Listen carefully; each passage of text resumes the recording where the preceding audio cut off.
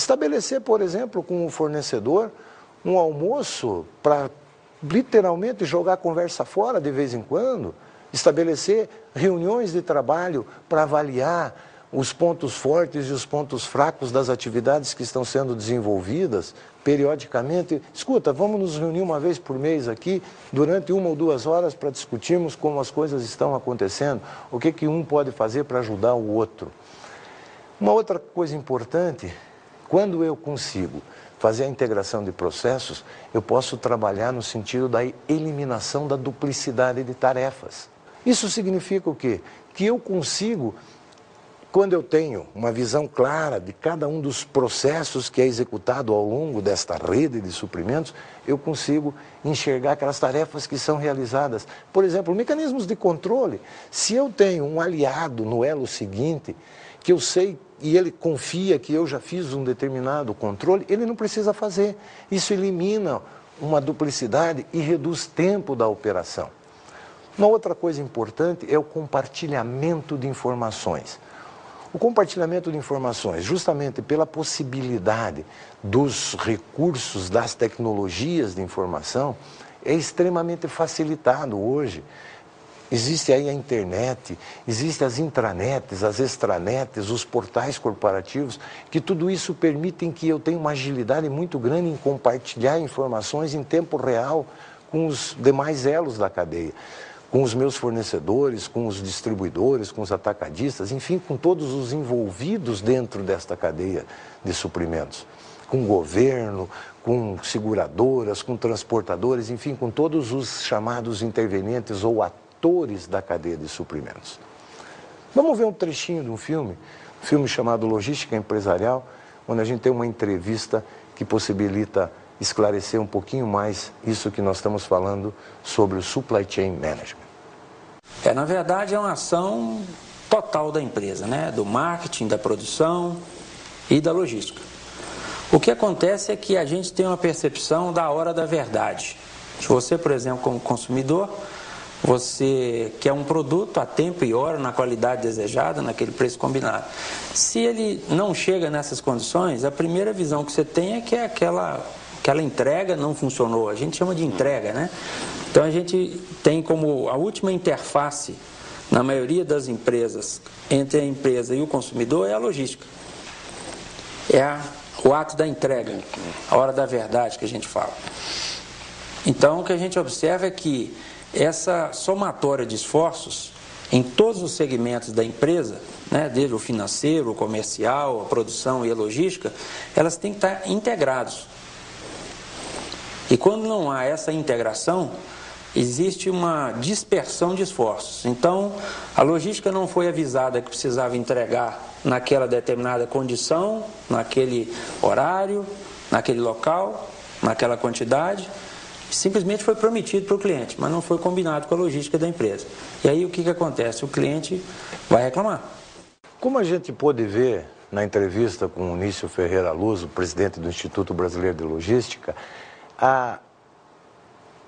essa nova abordagem do Supply Chain Management dá uma dimensão muito maior para as organizações, possibilita a elas uma competitividade que até então elas não tinham. Ou seja, quando a organização consegue enxergar a cadeia como um todo, desde o início até o cliente final, pensando, focando nas necessidades do cliente em cada elo da cadeia, a gente consegue fazer com que o cliente esteja disposto a pagar pelos benefícios que obtém e, consequentemente, a organização sai ganhando e ganhando muito com isso. Antes de finalizar, vamos ver algumas outras considerações importantes sobre o Supply Chain Management. Quando a gente fala em Supply Chain Management, existem muitas questões a serem consideradas. É preciso a gente entender que existe a necessidade de focar no cliente, ou seja, se eu consigo enxergar o cliente, eu consigo atendê-lo melhor. E para isso, eu preciso de uma ferramentinha importante no gerenciamento das relações humanas, nas relações de atendimento ao cliente. O nível de serviço ao cliente tem que ser elevado. E uma das coisas básicas é eu conferir em empowerment. Empowerment é uma expressão sem tradução na língua portuguesa, mas se a gente fosse traduzir, a gente traduziria por empoderar, ou seja, conferir poder a alguém. Essa transferência de poder para quem está próximo ao cliente, para que ele possa efetivamente decidir na hora, próximo, naquele momento que o cliente busca a organização, é fundamental. Deixa eu contar duas historinhas para vocês, para dar um exemplo desse empowerment e como isso impacta nas organizações.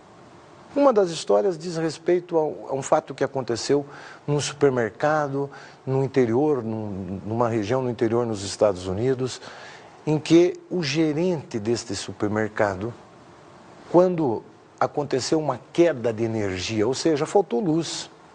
E como era uma loja numa cidade pequena, não tinha um gerador de energia, o que o gerente fez? Ele ligou imediatamente para a companhia fornecedora para perguntar qual era a previsão de retorno à normalidade do fornecimento. E ele foi informado de que demoraria, que era uma situação atípica, um problema sério, que demoraria mais de 4 horas para que retornasse. Bom, agora imagina a situação desse gerente. O supermercado cheio de clientes, os clientes com os seus carrinhos de compra, depois de meia hora, 40 minutos, 1 hora, 2 horas dentro do supermercado, fazendo as suas compras, chegando no caixa e está tudo parado porque os sistemas estão todos fora do ar, não tem como operar. Imagina o dilema do gerente, o que ele faz? Ele tem várias opções, né? Se a gente estudar a teoria das decisões, ele pode tomar várias decisões. Uma delas é chegar e dizer assim, olha, senhores clientes, por falta de energia, vou ter que fechar a loja, os senhores vão embora, voltem amanhã, que nós teremos o máximo prazer em atendê-los. Uma outra decisão poderia ser assim, olha, senhores clientes, os senhores, por gentileza, deixem os seus carrinhos como estão, quem está na fila deixa na posição que está na fila, daqui a 4 horas os senhores saem, voltam, daqui a umas 4 horas, que a gente termina o seu atendimento. É um dilema, né? É uma situação difícil. Você sabe o que esse gerente fez? Ele subiu no caixa para poder ser visto e ouvido por todos os clientes. Disse, olha, senhores clientes, nós tivemos um problema que independe da gente. Foi uma falha no sistema, no fornecimento da energia. E eu gostaria que contar com a sua compreensão. Por gentileza, os senhores peguem os seus carrinhos, as suas compras, podem passar pelo caixa e levar tudo sem problema nenhum, como eu não tenho como controlar e como cobrar-lhes, este é um presente da nossa loja para os senhores. Puxa vida, olha que decisão inusitada. Certamente esse coitado desse gerente foi despedido pelo patrão, né? Não foi, não. Ele foi promovido, ele foi chamado pelo dono desta rede de supermercados, um tal de Samuel Walton. Para quem não sabe, é o dono do Walmart, o fundador do Walmart, né? O Samuel Walton chamou este jovem gerente para trabalhar na matriz da empresa e disse, quero que isto sirva como exemplo para os demais gerentes das nossas organizações, que eles tenham esta visão, que eles enxerguem o cliente como sendo a razão de ser do nosso negócio. Vejam, claro que se eu sou cliente desse supermercado, o que vai acontecer? Eu vou voltar sempre, né? E vou rezar para que falte luz, quem sabe eles me mandem embora com as compras que eu fiz sem pagar, né? É lógico, veja o que esse camarada fez. Ele agregou valor ao cliente, ele não pensou na organização imediatamente, ele pensou primeiro no cliente. Isso é fundamental.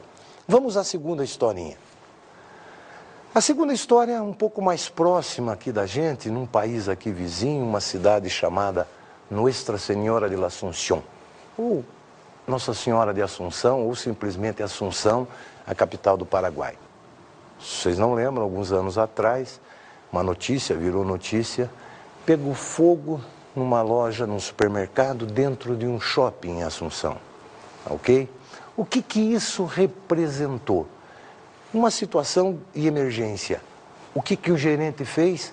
Simplesmente mandou fechar as portas para que as pessoas não fugissem sem pagar. Vejam a diferença entre as duas. Os dois gerentes tinham empowerment, ou seja, tinham o poder para tomar a decisão. Infelizmente, um focou no cliente, o outro focou na organização. As consequências, obviamente, no segundo caso, houve gente que morreu. É lamentável.